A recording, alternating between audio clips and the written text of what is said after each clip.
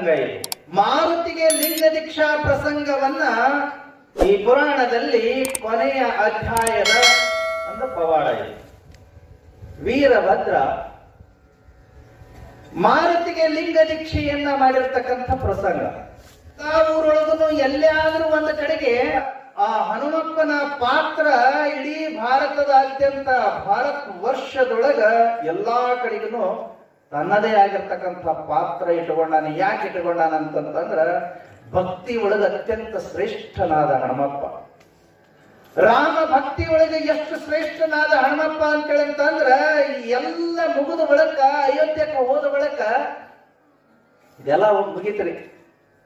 ಏನು ರಾವಣನ ಕೊಲ್ಲೋದು ಮುಗೀತು, ಸೀತೆಯನ್ನ ಕರ್ಕೊಂಡು ಹೋಗೋದು ಮುಗೀತು. ಅಯೋಧ್ಯಕ್ಕೆ ಹೋದ ಬಳಿಕ ಪಟ್ಟಾಭಿಷೇಕ ಆಯ್ತು ರಾಮಂದು. ಅತಿ ದೊಡ್ಡ ವಿಜೃಂಭಣೆಯಿಂದ ಪಟ್ಟಾಭಿಷೇಕ ಆದ ಬಳಿಕ ಯಾರ್ಯಾರು ಒಳ್ಳೆ ಕೆಲಸ ಮಾಡ್ಯಾರಲ್ಲ ಅವ್ರನ್ನೆಲ್ಲರನ್ನ ಕರೆಸಿ ರಾಮ ಸೀತೆ ಇಬ್ರು ಸನ್ಮಾನ ಮಾಡಕತ್ತಿದ್ರು. ಚಲೋ ಕೆಲಸ ಮಾಡಿದವ್ರನ್ನೆಲ್ಲರನ್ನು ಗುರುತಿಸಿ ಸನ್ಮಾನ ಮಾಡಕತ್ತಿದ್ರು. ಹನುಮಪ್ಪ ಸುಮ್ಮನೆ ನಿಂತ್ಕೊಂಡಿದ್ದ. ಬಂದವರಿಗೆಲ್ಲರಿಗೆ ಏನೆಲ್ಲ ಕೊಟ್ಟು ಕಳಿಸಿದ್ರು. ಎಲ್ಲ ಕೊಟ್ಟ ಬಳಿಕ ಸೀತೆ ಹನುಮಂತನ ಕಡೆಗೆ ನೋಡಿ ಗಂಡಗೆ ಹೇಳಿದಳು, ರಾಮನಿಗೆ ಹೇಳಿದಳು, ಹನುಮಂತನಿಗೆ ಏನು ಕೊಡ್ಲಿಲ್ಲಲ್ಲ, ಅವನಿಗೇನಾರು ಕೊಡ್ಬೇಕಲ್ಲ, ನೀನೇ ಕೊಡು ಅಂತ ಹೇಳ್ತಂದ ರಾಮ. ಅವಾಗ ಆಕೆ ತನ್ನ ಕೊಳ್ಳಾಗ ನೋಡ್ಕೊಂಡ್ರು ಒಂದು ಮುತ್ತಿನ ಹಾರ ಇತ್ತು. ಅದು ರಾಮ ಪ್ರೀತಿಲಿಂದ ಕೊಟ್ಟಿರ್ತಕ್ಕಂಥ ಮುತ್ತಿನ ಹಾರ. ಅದು ಎಷ್ಟು ಜೋಪಾನ ಮಾಡಿ ಇಟ್ಕೊಂಡಿದ್ಳು ಅಂತಂದ್ರೆ ತನ್ನ ತಾಳಿನ ಎಷ್ಟು ಪ್ರೀತಿಸ್ತಿದ್ಳು ಅಷ್ಟ ಪ್ರೀತಿಲಿಂದ ನೋಡ್ಕೊಂತಿದ್ಳು ಆ ಮುತ್ತಿನ ಹಾರನ. ಯಾಕೆ ಗಂಡ ಕೊಟ್ಟಿದ್ರು, ಪ್ರೀತಿಲಿಂದ ಕೊಟ್ಟಿದ್ರು. ಅದು ಎಷ್ಟ ಇರ್ಲಿ, ಸಣ್ಣದ ಇರಲಿ ದೊಡ್ಡದರ ಇರ್ಲಿ, ಗಂಡ ಕೊಟ್ಟಿದ್ದು ಪ್ರೀತಿಲಿಂದ ಉಟ್ಕೊಳ್ಳೋದನ್ನ, ಅದನ್ನ ಪ್ರೀತಿಸೋದನ್ನ ಕಲಿಬೇಕು. ಅದಕ್ಕ ಬಾಲ ಬ್ರಹ್ಮಚಾರಿಯಾಗಿನ ಉಳ್ಕೊಂಡನಂತ್ರಿ ಹನುಮಪ್ಪ. ಆದ್ರೂ ಹನುಮಪ್ಪಗೆ ಒಂದು ಲಗ್ನ ಆಗಿತ್ತು. ಅದು ಆಂಧ್ರದೊಳಗ ಆಕಿನ ಹೆಂಡತಿ ಗುಡಿ ಐತಿ ಅಂತ ತಿಳ್ಕೊಂಡನು ಹೇಳ್ತಾರ. ಆ ಹನುಮಪ್ಪನ ಗುಡಿ ಎಲ್ಲಾ ಊರೊಳಗೂ ಅದಾವ್ರಿ, ಎಲ್ಲಾ ಕಡೆಗೂ ಅದಾವ. ಅಂತ ಹನುಮಪ್ಪ ಇಲ್ಲೇ ನಮ್ಮ ಅಂಜನಾದ್ರಿ ಒಳಗ ಅಂಜನಾದೇವಿಯ ಹೊಟ್ಟಿ ಒಳಗೆ ಹುಟ್ಟದ. ಅವಾಗ ವಾಲಿ ಸುಗ್ರೀವ ಅನ್ನುವಂತ ಇಬ್ಬರು ವಾನರ ರಾಜರಿದ್ರಲ್ಲಿ. ವಾಲಿ ಸುಗ್ರೀವ. ವಾಲಿ ಬ್ರಹ್ಮನ ಮಗ ಅಂತೆ, ಸುಗ್ರೀವ ಸೂರ್ಯನ ಮಗ ಅಂತ ತಿಳ್ಕೊಂಡು ಪುರಾಣದೊಳಗೆ ಹೇಳಲ್ಪಡ್ತದೆ. ಆ ವಾಲಿ ಸುಗ್ರೀವರಲ್ಲಿ ವಾಲಿ ಹಿರಿಯವ, ಸುಗ್ರೀವ ಸಣ್ಣವ. ವಾಲಿ ಅಣ್ಣ, ಸುಗ್ರೀವ ತಮ್ಮ. ಕಿಷ್ಕಿಂಧೆಯನ್ನ ಆಳ್ತಿದ್ರು. ವಾಲಿಯ ತಾಕತ್ ಎಂತದ್ದು ಅಂತಂದ್ರ ಯಾರಾದ್ರೂ ಆ ವಾಲಿ ಜೊತೆಗೆ ಯುದ್ಧ ಮಾಡಕ್ ಹೋದ್ರು ಅಂತ ಹೇಳಂತಂದ್ರ ಯುದ್ಧ ಮಾಡ್ತಾ ಮಾಡ್ತಾ ಅವ್ರದ್ದು ಅರ್ಧ ಶಕ್ತಿ ಇವನಿಗೆ ಪ್ರಾಪ್ತಿ ಆಗ್ತಿತ್ತಂತ್ರಿ, ತಾನ ಬರ್ತಿತ್ತಂತ. ಅವ್ರು ಕಮ್ಸೋರ್ ಹಾಕೊಂತ ಹೋಗ್ತಿದ್ರು, ಅವ್ರು ನೆರವು ಹಾಕೊಂತ ಹೋಗ್ತಿದ್ರು. ಇವ ಶಕ್ತಿವಂತನಾಗುತ್ತಿದ್ದ. ಹಿಂಗಾಗಿ ಅವ್ರನ್ನ ಸೋಲಿಸಿಬಿಡ್ತಿದ್ರು. ಇದನ್ನ ಕೇಳ್ಕೊಂಡು ರಾವಣ ಒಂದು ದಿವಸ ವಾಲಿ ಜೊತೆಗೆ ಯುದ್ಧಕ್ಕೆ ಬಂದನಂತ್ರಿ. ಬಾಗಿಲ್ದಾಗ ನಿಂತ್ಕೊಂಡು ಹೋಗಿದನಂತ, ನಾನು ರಾವಣ ಲಂಕಾದೀಶ್ವರ ಬಂದಿದ್ದೀನಿ, ನನ್ನ ಜೊತೆಗೆ ಯುದ್ಧಕ್ಕೆ ಬಾ ಅಂತ ತಿಳ್ಕೊಂಡು ಕರೆದನಂತ. ಯಾವ ಅಂತ ತಿಳ್ಕೊಂಡು ಇವ ಮಲ್ಕೊಂಡ ವಾಲಿ ಎದ್ದು ಬಂದನಂತ. ಇವನ್ ನೋಡಿ, ನೀನೇನ ರಾವಣ, ಲಂಕಾದೀಶ ರಾವಣ, ನಿನ್ ಜೊತೆಗೆ ಯುದ್ಧ ಮಾಡೋದು, ಸುಮ್ಮನೆ ಹೋಗ ಅಂತ ಹೇಳಿದ್ರೆ, ನೀನು ನಿಜವಾಗ್ಲೂ ಶೂರನಾಗಿದ್ರು, ವೀರನಾಗಿದ್ರು, ಧೀರನಾಗಿದ್ರು, ಬಾ ನನ್ನ ಜೊತೆಗೆ ಯುದ್ಧಕ್ಕ ಅಂತ ಕರೆದನಂತ. ರೆಡಿ ಮಾಡ್ತೀನಿ ತಿಳ್ಕೊಂಡು ಬಂದವನ ಗಪ್ ಅಂತ ಎತ್ಕೊಂಡು ಬಗಲ ಹಿಡ್ಕೊಂಡು ಊರೆಲ್ಲ ಸುತ್ತ ಹೊಡೆದಿತ್ತಂತ. ತೆಲಿ ಕಿಮ್ಮಿ ಕಿಮ್ಮಿ ಕಿಮ್ಮಿ ಅಂದು ರಾವಣ ದಿಕ್ಕಕ್ಕೆ ಓಡೋಗ್ಬಿಟ್ನಂತ. ಈ ರೀತಿ ಒಳಗ ತಾಕತ್ತು ಉಳ್ಳಂಥವ ವಾಲಿಯಾಗಿದ್ದ. ಆ ವಾಲಿಯನ್ನ ಸೋಲಿಸ್ತಕ್ಕಂಥವ್ರು ಈ ಪ್ರದೇಶದೊಳಗೆ ಯಾರೂ ಇರಲಿಲ್ಲ. ಅವಾಗಿನ್ನೂ ವಿಜಯನಗರ ಸಾಮ್ರಾಜ್ಯ ಹುಟ್ಟಿದ್ದಿಲ್ಲ. ಅವಾಗಿನ ಕತೀರಿ ಇವರೇ ಆ ಪ್ರದೇಶವನ್ನ ಆಳ್ತಿದ್ರು. ಆ ಪ್ರದೇಶದ ರಾಜ ಯಾರು ಅಂತ ಹೇಳಂತಂದ್ರೆ ವಾಲಿಯಾಗಿದ್ದ. ಆಗಿನ ಕಾಲದೊಳಗ ಅದು ಎಲ್ಲಿ ಮಟ್ಟನೂ ಇತ್ತು ಒಂದು ಸಾಮ್ರಾಜ್ಯ ಸಂಶೋಧನೆ ಆಗಿಲ್ಲ. ನೀರ್ಲಿಗೆ ಮಟ್ಟ ಇತ್ತು, ನೀರ್ಲಿಗೆ ದಾಟ ಹೋಗಿತ್ತು ಗೊತ್ತಿಲ್ಲ. ಅಂಥ ರಾಜ ಈ ಭಾಗದೊಳಗ ಅಂಥ ಪ್ರಸಿದ್ಧನಾಗಿರ್ತಕ್ಕಂಥ ಬಲಶಾಲಿಯಾಗಿರ್ತಕ್ಕಂಥ ರಾಜನನ್ನ ಸೋಲಿಸ್ತಕ್ಕಂಥವ್ರು ಯಾರು ಇರಲಿಲ್ಲ. ಲಂಕೆಗೆ ಹೋಗಿ ರಾವಣನನ್ನ ಸಂಹಾರ ಮಾಡಿ ಸೀತೆಯನ್ನ ಕರ್ಕೊಂಡು ರಾಮೇಶ್ವರಮಕ್ಕ ಬಂದು ಆ ನಡುಗಡ್ಡೆಯಲ್ಲಿ ರಾವಣ ಬ್ರಾಹ್ಮಣನಾದ ಕಾರಣ, ರಾವಣ ತಪಸ್ವಿಯಾದ ಕಾರಣ, ರಾವಣ ಶಾಸ್ತ್ರ ಬಲ್ಲಂಥವನಾದ ಕಾರಣ, ರಾವಣ ಸಾಮಾನ್ಯನಲ್ಲ, ಶಿವನ ಆತ್ಮಲಿಂಗವನ್ನೇ ತಗೊಂಡು ಬಂದು ಗೋಕರ್ಣದಲ್ಲಿ ಪ್ರತಿಷ್ಠಾಪಿಸಿರ್ತಕ್ಕಂಥವನು. ಅಂಥ ರಾವಣನಿಗೆ ಸಂಹಾರ ಮಾಡಲಿಕ್ಕಾಗಿ ರಾಮನಿಗೆ ಬ್ರಹ್ಮಹತ್ಯಾ ದೋಷ ಬಂತು. ಬ್ರಹ್ಮಹತ್ಯಾ ದೋಷ ಅಂತಂತಂದ್ರೆ ಜ್ಞಾನಿಗಳ ಹತ್ಯೆಯನ್ನ ಮಾಡಿದ್ರ ಬ್ರಹ್ಮಹತ್ಯಾ ದೋಷ ಬರ್ತದೆ. ಆ ಜ್ಞಾನಿಗಳು ಶಾಸ್ತ್ರಗಳು ಹೇಳ್ತವೆ, ಜ್ಞಾನಿಗಳಾಗಿರ್ತಕ್ಕಂಥವ್ರು ದುರ್ಮರಣಕ್ಕೀಡಾದ್ರು ಅಂತೇಳಂತಂದ್ರ ಅಥವಾ ಆಶಾವಾದಿಗಳಾಗಿ ಸತ್ರು ಅಂತೇಳಂತಂದ್ರ ಅವರು ಬ್ರಹ್ಮ ರಾಕ್ಷಸರಾಗುತ್ತಾರೆ, ಅನಂತ ಕಾಲ ಬ್ರಹ್ಮ ರಾಕ್ಷಸರಾಗಿರ್ತಾರ ಅಂತ ಹೇಳ್ತೈತಿ. ಹಾಗೆ ರಾಮನಿಗೆ ಬ್ರಾಹ್ಮಣನನ್ನ ಕೊಂದ ಕಾರಣ ಬ್ರಹ್ಮಹತ್ಯಾ ದೋಷ ಪ್ರಾಪ್ತಿಯಾಯಿತು ಅಂತ.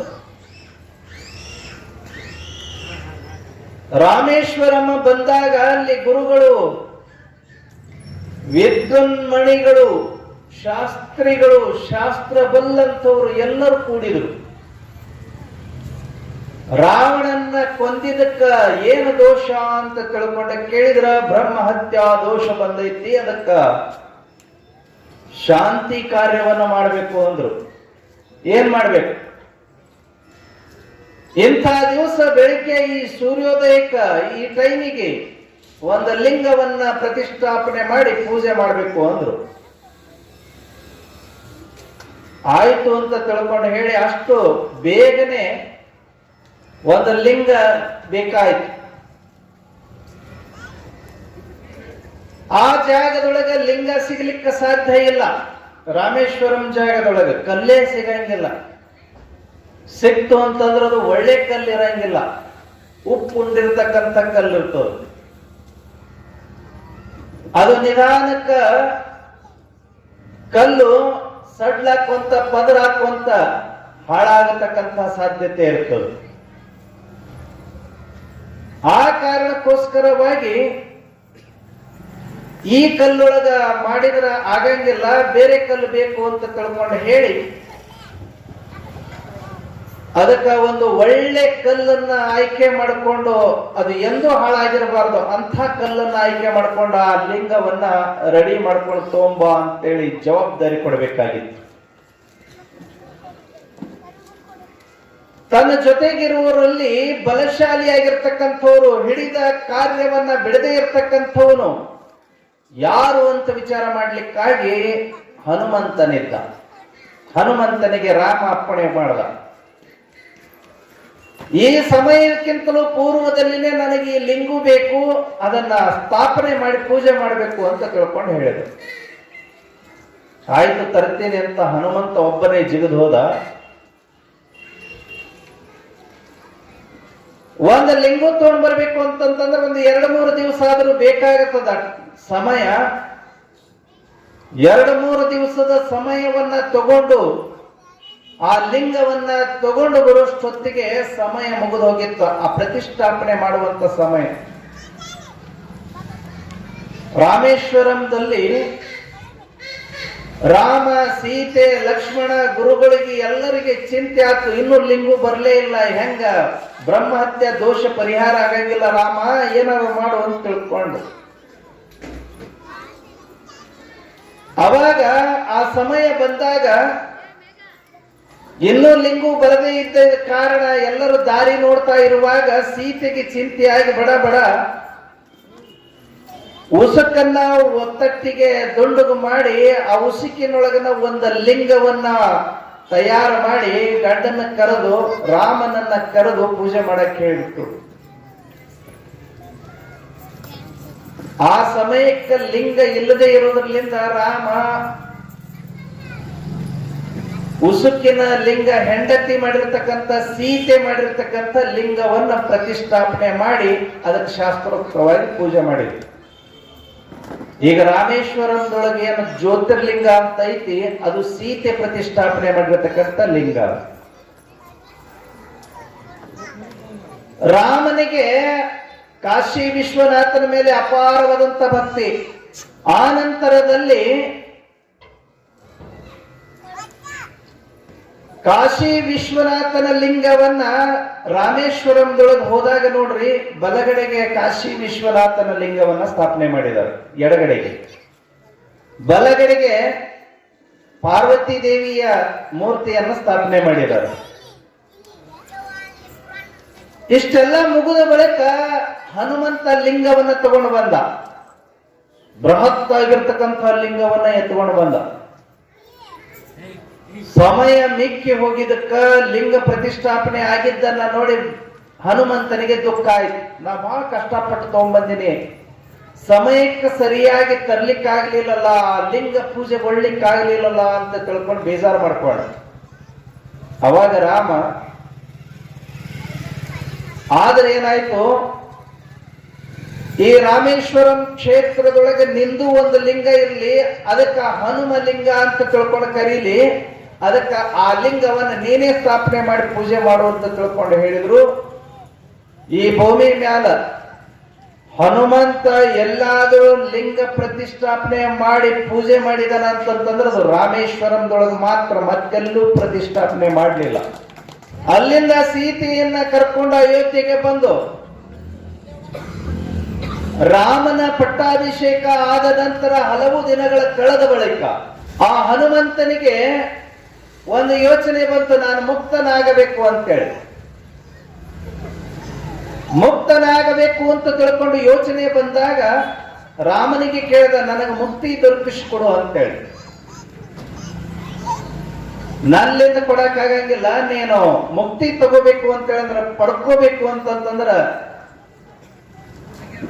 ಪಾರಿಜಾತ ಚಲದೊಳಗ ವೀರಭದ್ರ ಅಂತದರ, ಅವರಿಗೆ ಹೋಗಿ ಕೇಳೋ, ಅವರು ನಿನಗ ಮುಕ್ತಿ ಕೊಡ್ತಾರ ಅಂತ. ಪಾರಿಜಾತಾದ್ರಿಗೆ ಬಂದು ಹನುಮಂತ ವೀರಭದ್ರನನ್ನ ಭೇಟಿಯಾಗಿ ಆ ವೀರಭದ್ರನ ಸೇವೆಯನ್ನ ಮಾಡಿ ಪ್ರಸನ್ನಗೊಳಿಸ್ತಾನ. ಅವಾಗ ವೀರಭದ್ರ ಕೇಳ್ತಾನ, ಏನ್ ಬೇಕು ನಿನಗ ಅಂತೇಳಿ.